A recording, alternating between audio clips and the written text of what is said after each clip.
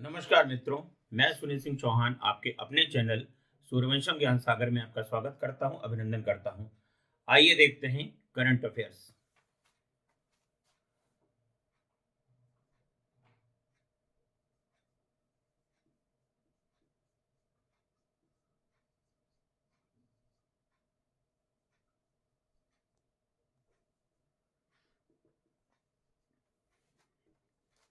देखिए, उत्तर प्रदेश का पहला सौर शहर। तो उत्तर प्रदेश का पहला सौर शहर है अयोध्या। अयोध्या। तो उत्तर प्रदेश का पहला सोलर सिटी किसे घोषित किया गया है मित्रों? तो वो अयोध्या को घोषित किया गया है। मैं आपको पहले ही बता चुका हूं कि भारत का पहला सौर शहर कौन सा है। तो वो हो जाएगा, ध्यान दीजिए, भारत का पहला सौर शहर। तो भारत का जो पहला सौर शहर है ये सांची। मैं आपको पहले ही बता चुका हूं, सांची, मध्य प्रदेश को घोषित किया गया था। तो भारत का पहला सौर शहर अगर आपसे पूछा जाए तो सांची, मध्य प्रदेश में।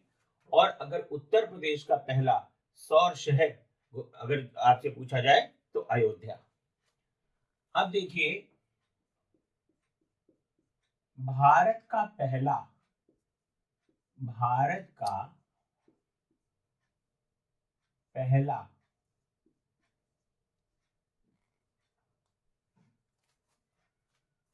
जैविक राज्य,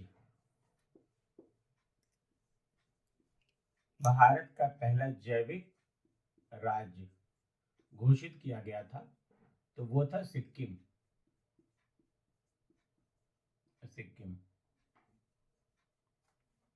तो भारत का पहला जैविक राज्य सिक्किम। अब देखिए,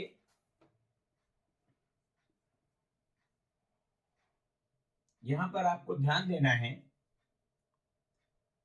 भारत का पहला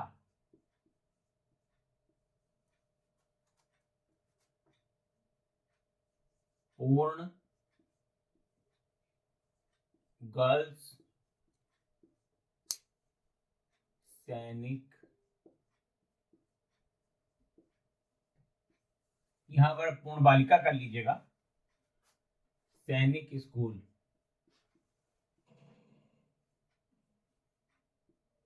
तो भारत का पहला पूर्ण बालिकाओं के लिए समर्पित सैनिक स्कूल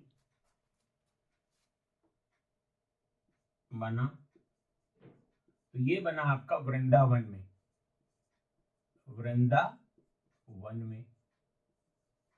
और वृंदावन कहाँ है मित्रों? मथुरा में। तो ये आपका यूपी स्पेशल के लिए भी इंपॉर्टेंट हो जाता है। तो भारत का पहला जो पूर्ण रूप से बालिकाओं के लिए समर्पित सैनिक स्कूल बना वो वृंदावन, मथुरा में बना। तो उत्तर प्रदेश का पहला सौर शहर अयोध्या को घोषित किया गया। भारत का पहला सौर शहर सांची, मध्य प्रदेश में। भारत का पहला जैविक राज्य सिक्किम। भारत का पहला पूर्ण गर्ल्स सैनिक स्कूल बना कहां पर? वृंदावन, मथुरा में।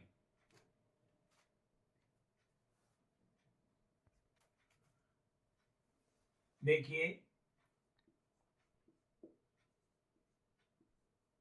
दिव्यांग महाकुंभ, दिव्यांग जनों का जो महाकुंभ है का आयोजन हाल ही में किया गया। दिव्यांग जनों का जो महाकुंभ है उसका आयोजन कहाँ किया गया मित्रों? तो वाराणसी में किया गया। वाराणसी में, वाराणसी उत्तर प्रदेश। देखिए 16वें वित्त आयोग के अध्यक्ष, 16वें वित्त आयोग के अध्यक्ष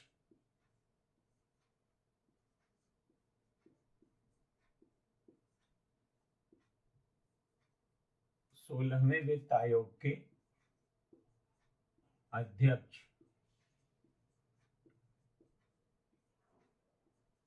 अरविंद पनगढ़िया, अरविंद पनगढ़िया।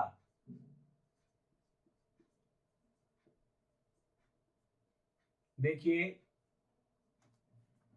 अरविंद पनगढ़िया साहब को आप अच्छे तरीके से जानते हैं। जब 1 जनवरी 2015 को नीति आयोग अस्तित्व में आया तो नीति आयोग के पहले उपाध्यक्ष अरविंद पनगढ़िया को ही बनाया गया था, लेकिन वो कोलंबिया विश्वविद्यालय के प्रोफेसर थे और उन्होंने इस पद को त्याग दिया था। लेकिन दोबारा उन्हें भारत में 16वें वित्त आयोग का चेयरमैन बनाया गया है।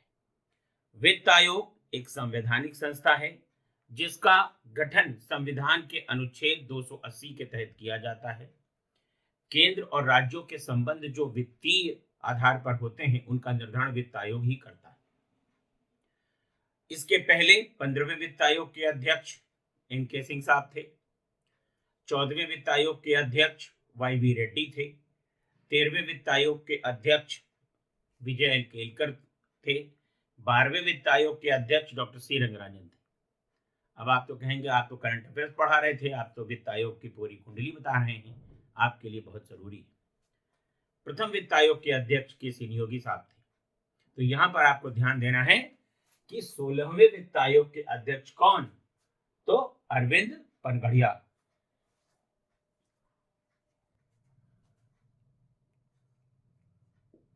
संगीता कलानिधि,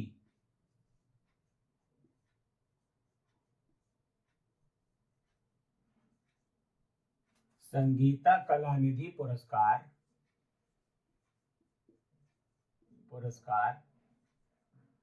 2023 ये दिया गया है बॉम्बे जयश्री को, बॉम्बे जयश्री, बॉम्बे जयश्री को। देखिए ये कर्नाटक संगीत से संबंधित पुरस्कार है और 2023 का संगीता कलानिधि पुरस्कार दिया गया है बॉम्बे जयश्री को। अब जरा ध्यान दीजिएगा, सरस्वती सम्मान, सरस्वती सम्मान 2022 जो कि 2023 में दिया गया है, वो दिया गया है शिवा शंकरी को, शिवा शंकरी, शिवा शंकरी को।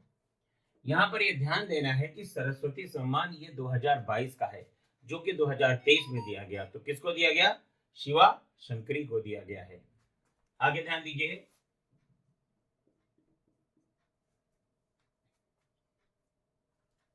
व्यास सम्मान, व्यास सम्मान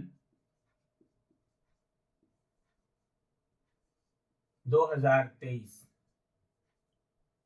ये पुष्पा भारती को दिया गया है, पुष्पा भारती, पुष्पा भारती को। तो संगीता कलानिधि पुरस्कार 2023 बॉम्बे जयश्री को, सरस्वती सम्मान 2022 शिवा शंकरी को, व्यास सम्मान 2023 पुष्पा भारती जी को।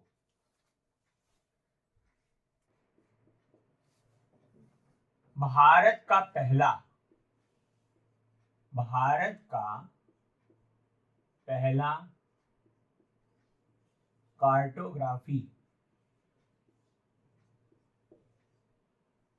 भारत का पहला कार्टोग्राफी म्यूजियम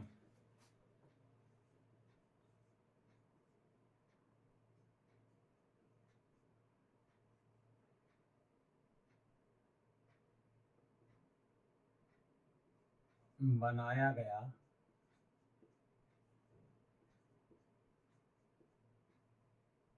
तो देखिए, देश का पहला कार्टोग्राफी म्यूजियम या कार्टोग्राफी संग्रहालय बनाया गया, तो ये बनाया गया आपका मसूरी में। मसूरी, और ये मसूरी मित्रों कहाँ है? उत्तराखंड में।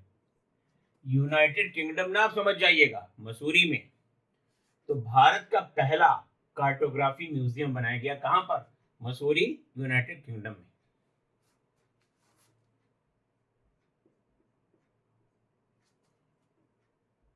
टोक्यो,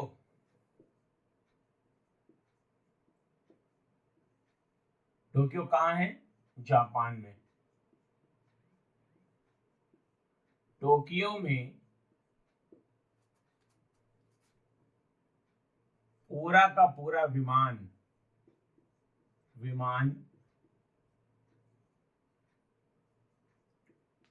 जल गया। ये कब जल गया मित्रों? ये 2 जनवरी को, 2 जनवरी 2 जनवरी 2024 को।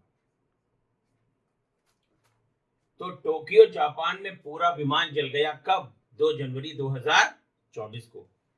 देखिए, इसमें खास बात यह थी कि इसमें कोई पैसेंजर नहीं था और ये रनवे पे खड़ा हुआ था और अचानक इसमें आग लग गई टोक्यो में।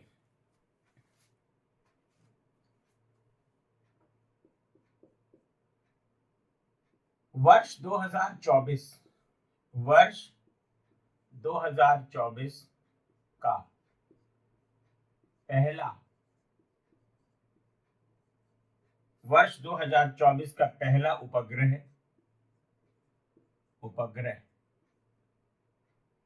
इसरो ने लॉन्च किया।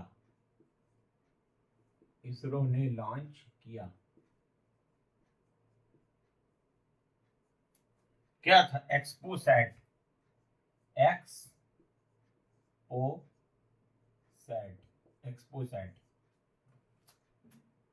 तो वर्ष 2024 का पहला उपग्रह इसरो ने लॉन्च किया था, एक्सपोसैट, 1 जनवरी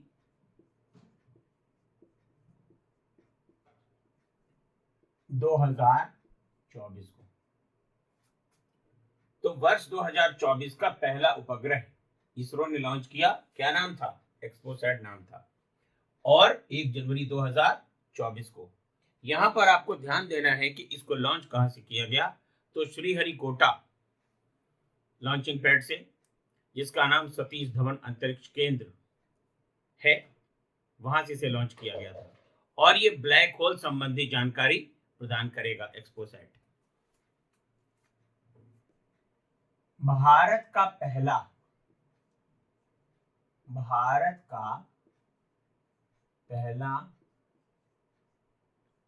जल विश्वविद्यालय,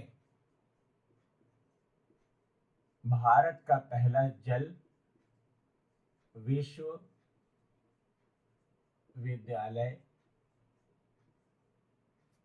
बनेगा, तो ये बनेगा दोस्तों हमीरपुर में। हमीरपुर, उत्तर प्रदेश में। तो भारत का पहला जल विश्वविद्यालय बनेगा कहां पर? हमीरपुर में बनेगा।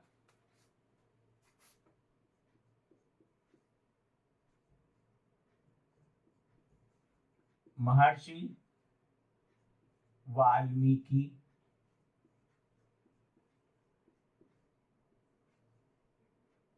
अंतरराष्ट्रीय हवाई अड्डा महर्षि वाल्मीकि अंतरराष्ट्रीय हवाई अड्डा, हवाई अड्डा।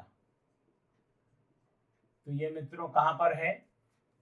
अयोध्या में। अयोध्या,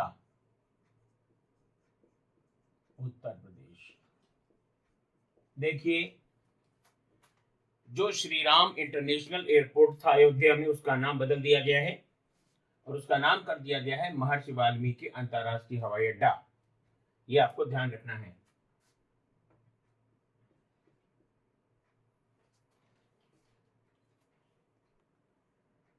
हिमाचल प्रदेश,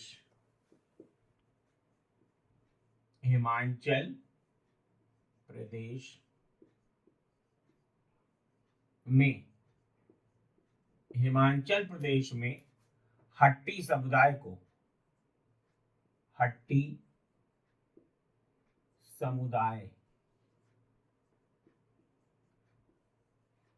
हट्टी समुदाय को अनुसूचित जनजाति, अनुसूचित जनजाति का दर्जा दिया गया है, दर्जा प्रदान किया गया। देखिए, हिमाचल प्रदेश में हट्टी समुदाय को अनुसूचित जनजाति यानी कि शेड्यूल्ड ट्राइब्स का दर्जा दिया गया है। देखिए, संविधान का अनुच्छेद 342 आर्टिकल 342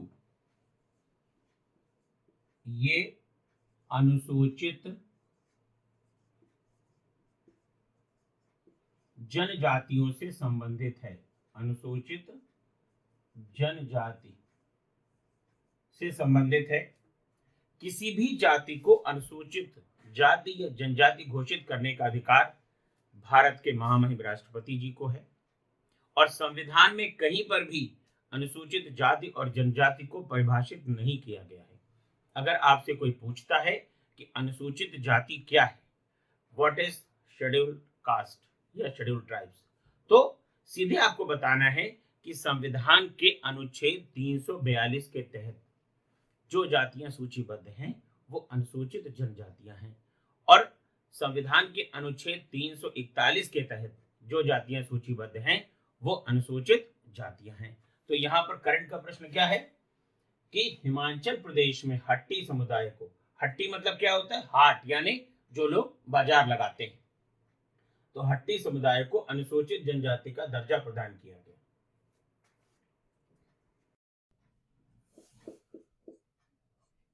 विश्व ब्रेल दिवस, विश्व ब्रेल दिवस ये मनाया जाता है दोस्तों 4 जनवरी को, 4 जनवरी। देखिए, विश्व ब्रेल दिवस, जैसा कि आपको मालूम है कि जो आंखों से जिन्हें दिक्कत है उनके लिए ये ब्रेल होती है, जिनको दिखाई नहीं देता, ब्रेल लिपि पर वो अपना काम करते हैं और ये मनाया जा रहा है 2019 से। अगर आपसे कोई पूछे कि विश्व ब्रेल दिवस कब से मनाया जा रहा है तो 2019 से मनाया जा रहा है।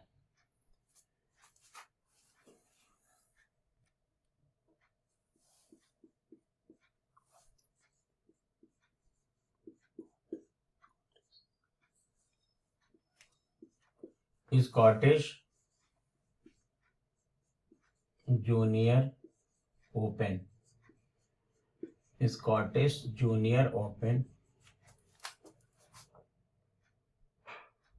अंडर 19 का विजेता। यहां पर आपको ध्यान दे रहा है कि स्कॉटिश जूनियर ओपन अंडर 19 का विजेता कौन है, तो ये हैं आपके अनाहत सिंह, अनाहत सिंह। अनाहत सिंह। तो विश्व ब्रेल दिवस 4 जनवरी को मनाया जाता है। स्कॉटिश जूनियर ओपन अंडर 19 का विजेता अनाहत सिंह। आगे ध्यान दीजिए,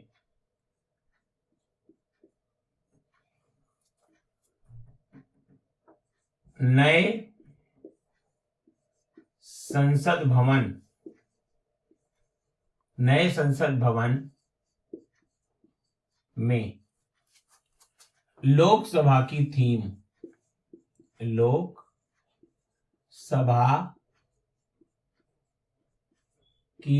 थीम। तो नए संसद भवन में जो लोकसभा की थीम है मित्रों, वो है मोर। और अगर आपसे पूछ लिया जाए कि नए संसद भवन में राज्यसभा की थीम क्या है, तो ये मित्रों हो जाएगी आपकी कमल।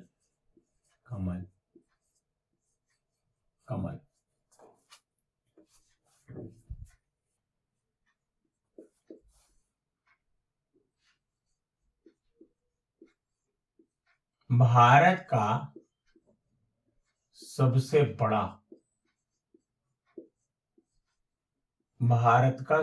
बड़ा रामायण मंदिर, ये भारत ही नहीं बल्कि पूरे विश्व की बात हो रही है। रामायण मंदिर, इसको आप भारत की जगह विश्व कर लीजिए।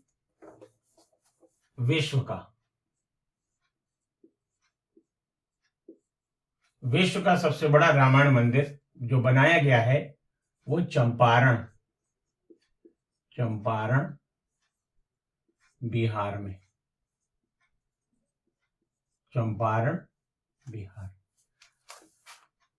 तो विश्व का सबसे बड़ा रामायण मंदिर बनाया गया है चंपारण बिहार में।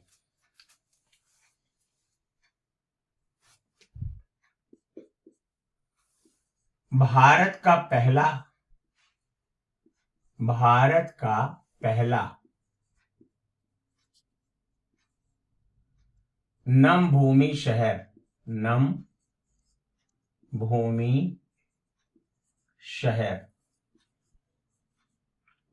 या जिसको आप वेटलैंड सिटी भी कह सकते हैं। तो भारत का पहला नमभूमि शहर जो घोषित किया गया है वो उदयपुर राजस्थान।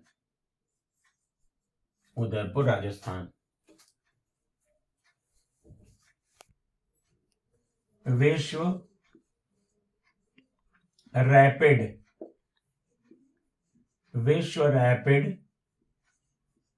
शतरंज चैंपियनशिप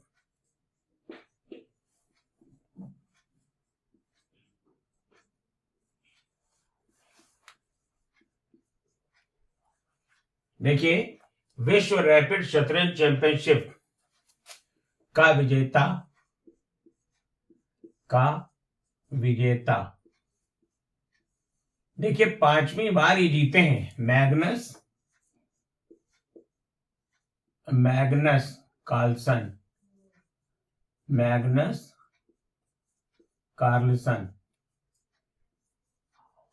देखिए और कितनी बार जीते हैं, तो 5वीं बार, रिकॉर्ड 5वीं बार जीते। तो अगर आपसे पूछा जाए कि विश्व रैपिड शतरंज चैंपियनशिप का विजेता कौन बना, तो मैग्नस कार्लसन बना। ये तो मित्रों पुरुष वर्ग में है। महिला वर्ग में जरा ध्यान दीजिएगा।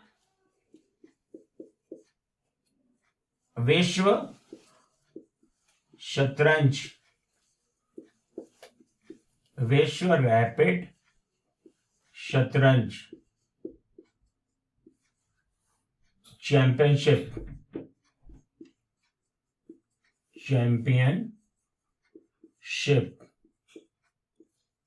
महिला वर्ग में महिला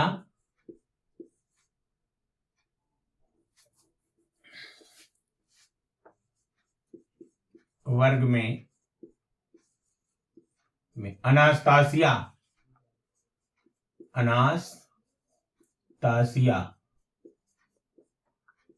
बोडनारूक, अनास्तासिया बोडनारूक,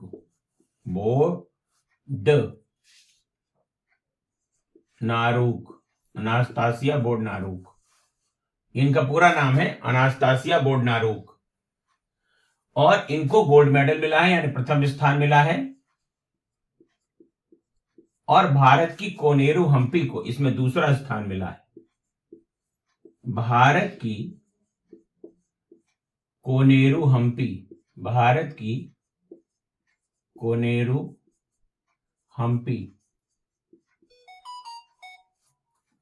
को रजत पदक प्राप्त हुआ, सिल्वर मेडल, रजत पदक प्राप्त हुआ।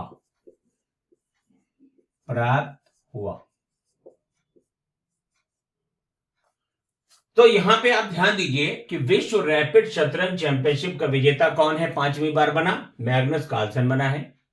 पुरुष वर्ग में विश्व रैपिड शतरंज चैंपियनशिप महिला वर्ग में गोल्ड मेडल किसने जीता, अनास्तासिया बोडनारूक ने जीता। और इसी में भारत की कोनेरू हम्पी को, यह बहुत इंपॉर्टेंट है, कोनेरू हम्पी को इसमें रजत पदक प्राप्त हुआ है।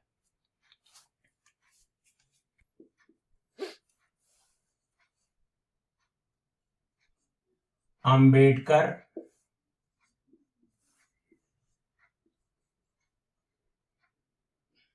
बाबा साहब डॉक्टर अंबेडकर की प्रतिमा, बाबा साहब डॉक्टर अंबेडकर की प्रतिमा जो मेरीलैंड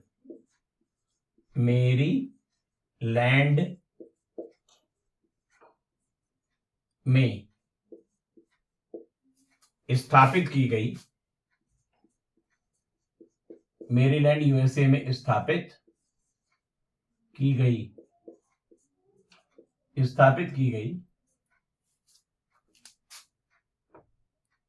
उसको डिजाइन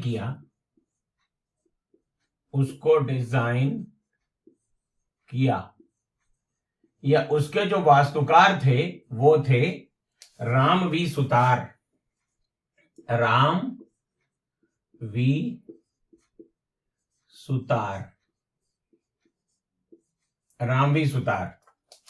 और इस प्रतिमा को कहा क्या गया है, स्टैच्यू ऑफ इक्वालिटी,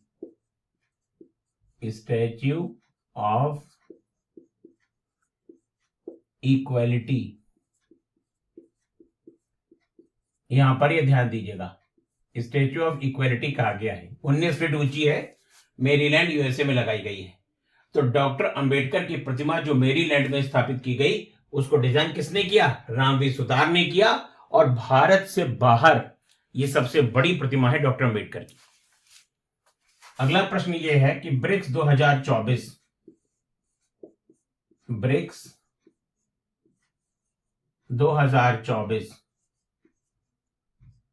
की अध्यक्षता,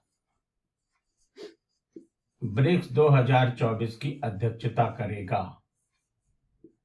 करेगा कौन, तो ये करेगा रूस,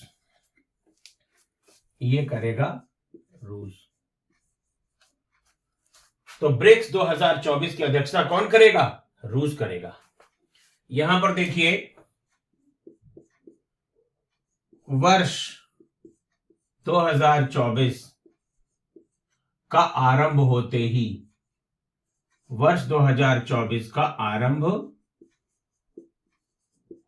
ही, जापान में